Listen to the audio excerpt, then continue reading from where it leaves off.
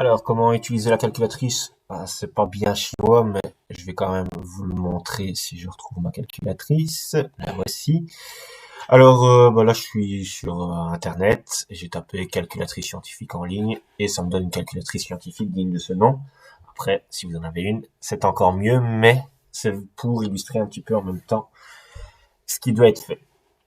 Alors ici, pour retrouver l'inconnu, j'imagine que vous allez regarder si vous êtes tombé sur le lien et la valeur de x, la longueur inconnue, elle est obtenue en faisant 25 fois cos 32. Là, on ne sait pas faire beaucoup plus simple. Je dois faire 25, je tape sur 2, puis 5 fois cos 32, cos 32 égale. Et vous obtenez 21,20. Ça, c'est la réponse attendue. Mais attention que parfois les calculatrices sont par défaut configurées non pas en degrés, mais en radians. Si j'avais mis en radians et que je faisais le même calcul, c'est-à-dire 25 fois cos 32, j'aurais obtenu 20,8555. Ça, c'est une erreur erronée. C'est une réponse erronée, elle n'est pas bonne. Pourquoi? Parce que là, la calculatrice pense que vous travaillez en radians, or, on travaille bien en degrés. Le petit icône ici signifie qu'on travaille en degrés. D'ailleurs, vous ne connaissez que ça pour le moment. Les radians seront vus en cinquième. Donc voilà pour le premier exercice. Le deuxième, c'est exactement la même chose. Donc j'ai fait deux colonnes, simplement parce que parfois l'inconnu est au numérateur, parfois le taux dénominateur.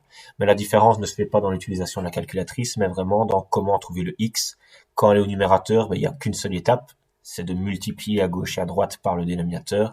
Par contre, si l'inconnu est au dénominateur, il y a deux étapes. Une, faire le produit en croix. Deux, faire ce qui a été fait ici, c'est-à-dire diviser.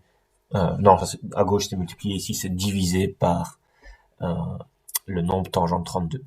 Mais donc, la calculatrice c'est le même, je vous le montre quand même, mais le calcul pour obtenir x, c'est 25 divisé par tangente 32, donc je fais 25 divisé par tangente 32, et je calcule, elle me donne 37,82, ben non, ça c'est parce qu'elle est en radian, j'ai oublié de changer, donc c'est pas en radian que je dois la mettre, mais en degrés, et là, tadam, 40,01 si on arrondit au centième.